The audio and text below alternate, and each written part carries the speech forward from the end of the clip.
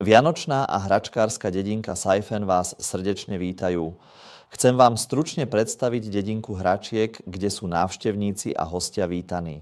Pred cestou zo Slovenska vám chcem ukázať cestu. A to je práve tu Slovensko, hlavné mesto Bratislava a druhé mesto Košice. Potom tu máme Brünnen, Prahu a tu dole v tomto malom kúsku sa nachádza miesto Saifen. Priamo pri českej hranici sa nachádza malé horské mestečko, ktoré je výborne situované a logisticky veľmi dobre dostupné. Čo všetko je možné vidieť v Mydlách? Mydlo je strediskom výroby drevených hračiek. To znamená, že tu nájdete mnoho obchodov so drevom, ktoré sú tradičné z oblasti Erzgebirge a táto stará tradícia trvá už viac ako 100 rokov. Mydlo však ponúka oveľa viac. Nie len drevené hračky, ale existuje aj mydlový kostol v Saifen. Frauenkirche v Dresdene bola vzorom a najprv vám chcem ukázať Bergkirche v Saifen. Miesto je naozaj veľmi malé, ako som už povedal, a tu sa nachádza horský kostol. Potešenie vidieť. A teraz vidíte aj vložené obrázky. Je to povinné pre návštevu mydiel. Jednoducho navštívte horský kostol a je to nádherné. Potom pokračujeme a máme v Saifen múzeum hračiek. Múzeum hračiek sa nachádza v pešej vzdialenosti približne 5 až 10 minút od Bergkirche. Je to krásne múzeum, ktoré ukazuje históriu výroby drevených hračiek, baníctva v Saifen a tradíciu v Saifenovej oblasti. Môžete sa tam dostať peši a navštíviť túto zaujímavú expozíciu. A ako nasledujúce odporúčam navštíviť miestny skanzen, ak máte deti. Je to skvelá aktivita pre celú rodinu. Freilicht múzeum sa nachádza trochu mimo obce a teraz ideme sem hore s mapou. Toto je Erzgebirgische Freilicht múzeum, ktoré sa nachádza tu. Je to múzeum, môžeme sa naň pozrieť zhora. Neskôr uvidíte mnoho malých domčekov a celé územie je zasvetené múzeu, čo je veľmi zaujímavé. Toto je miesto, kde môžete vidieť domy postavené podľa histórie Mydla. Sú to staré remeselné domy, ktoré môžete prezrieť a navštíviť. Okrem toho tu môžete zažiť aj umenie a obdivovať drevenú tvorbu.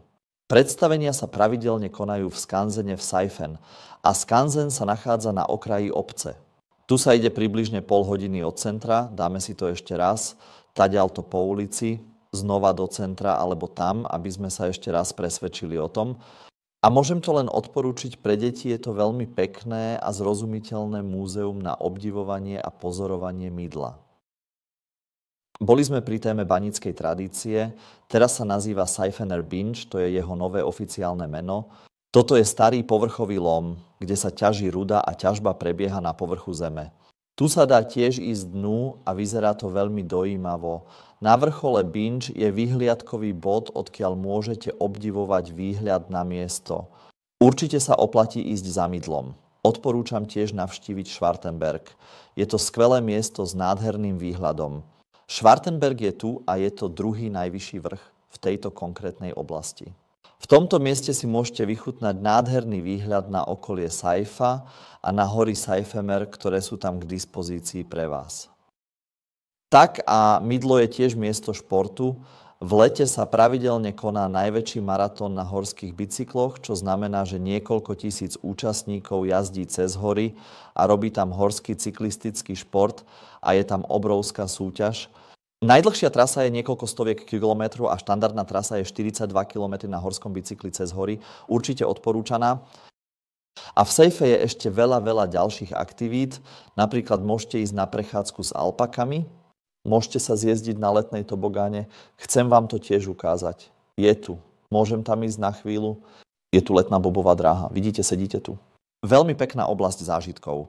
Letná bobová dráha je tiež veľkou odporúčaním pre Mydla a samozrejme nesmieme zabudnúť, že tu je aj vlek na lyžovanie. Samozrejme sezóna v pohorí nie je tak dlhá. Tu je len jedna vlek a jedna zjazdovka. To nie je teraz główny powód podróży do Saifen, ale je to stále pekné navštíviť ho. Ale je veľa bežeckých tratí, ktoré môžete využiť. Ak robíte bežecké lyžovanie v zime, je to potešenie. Ďalším plusom je, že máte mnoho turistických chodníkov, ktoré môžete využiť na prechádzky a turistiku, ale Mydlo znamená viac a Mydlo je vianocná dedinka Nemecka. Každý rok 24.06. Začína sa vianočná sezóna a vždy je hojný program s vianočným mužom a anielom, čo pridáva kúzlo a radosť do vzduchu. To znamená, že ak hľadáte nemeckú vianočnú dedinu, príďte do Saifenu. Zo Slovenska to trvá približne 3 až 4 hodiny autom, niekedy aj 5 hodín, v závislosti od toho, odkiaľ prichádzate. S autobusom a vlakom je možné dostať sa do Saifen, ale trochu zložitejšie. V každom prípade vám želám peknú dovolenku v Saifene a možno na konci je tam veľa hotelov. Môžete jednoducho pozrieť na portáloch, kde chcete bývať. Tu sú hotely s bazénmi, sú hotely v meste a je tu veľa rôznych hotelov, ale aj lacné penzióny, kde môžete prespať. Prajem vám pekný čas v Saifene. Do skorého videnia.